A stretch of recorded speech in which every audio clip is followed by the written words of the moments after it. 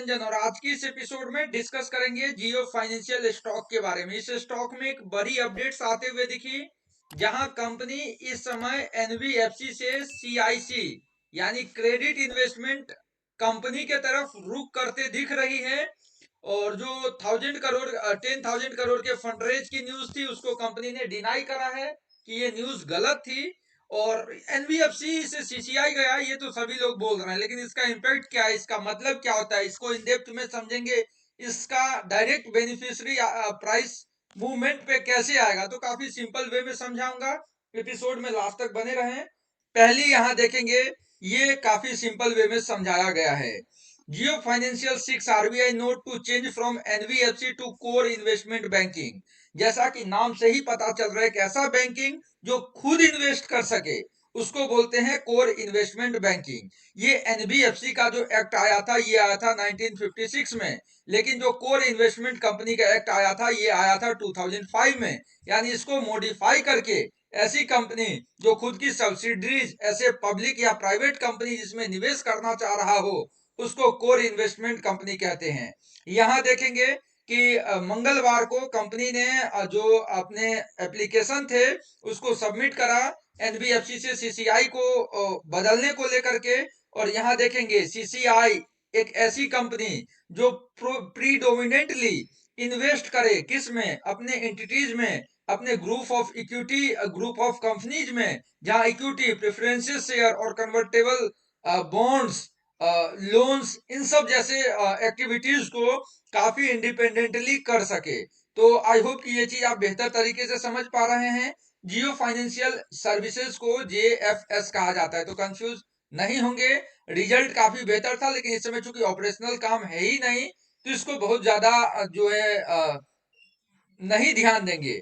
NBFC एक ऐसी company होती है जिसके फाइनेंशियल एसेट्स टोटल एसेट्स के मोर देन 50% होने चाहिए। और सीसीआई कंपनी एक ऐसी कंपनी, सीआईसी कंपनी एक ऐसी कंपनी होती है जिसके खुद के एसेट्स 100 करोड़ के ऊपर होने चाहिए।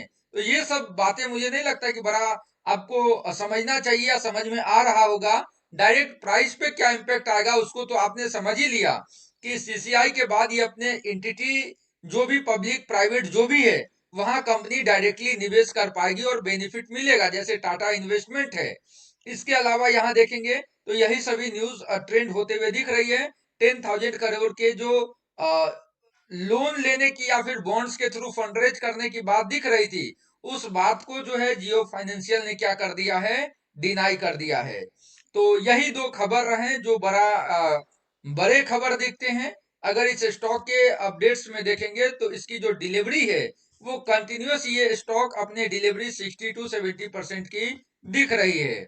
इसके साथ ही अगर कंपनी के टेक्निकल ट्रेंड को देखेंगे तो टेक्निकल अभी भी परफॉर्मिंग नहीं है, क्योंकि इसका प्राइस कैसे, यहां मान लीजिए कि डीमर्जर, ये जब डीमर्ज हुआ, लिस्टिंग हुई, गिरा स्टॉक, फिर यहां आया, ये है 260, ये है 206, फिर यहां आया, और फिर इस समय एक कंसोलिडेट फॉर्म में दिख रहा है।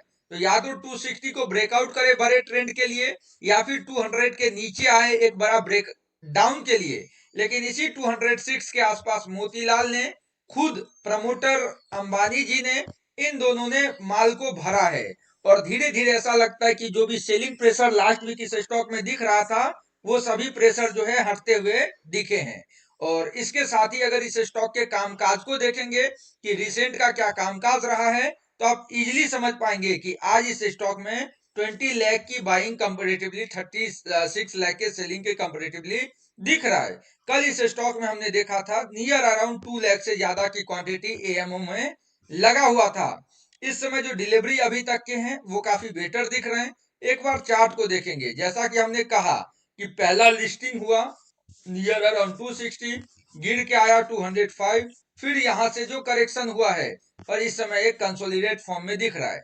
जो इस स्टॉक में जो लोअर लो लोअर हाई के ट्रेंड दिख रहे थे, ये जो ट्रेंड दिख रहे थे, ये अब रिवर्सल दिख रहा है। यहां देखेंगे ये एक हायर हाई हायर लो के ट्रेंड में दिख रहा है।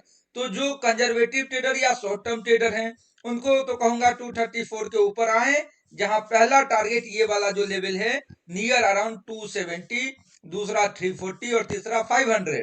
लेकिन जो लॉन्ग टर्म के लिए धीरे धीरे एकुमुलेट कर रहे हैं, वो इस जोन में श्योरली एक्यूमुलेट करेंगे और टारगेट मैक्सिमम 500 प्लस तक का रखेंगे। क्या सीआईसी के न्यूज के बाद स्टॉक 2000 तक जा सकता है? नो डाउट, बिना सीआईसी के न्यूज के बाद भी जा सकता है, लेकिन ये 2000 के टारगेट आने में 2 ईयर टू 4-5 ईयर तक के ड्यूरेशन भी दिख सकते हैं। शॉर्ट टर्म में ऐसे गलत होप्स के साथ ट्रेड नहीं करना चाहिए।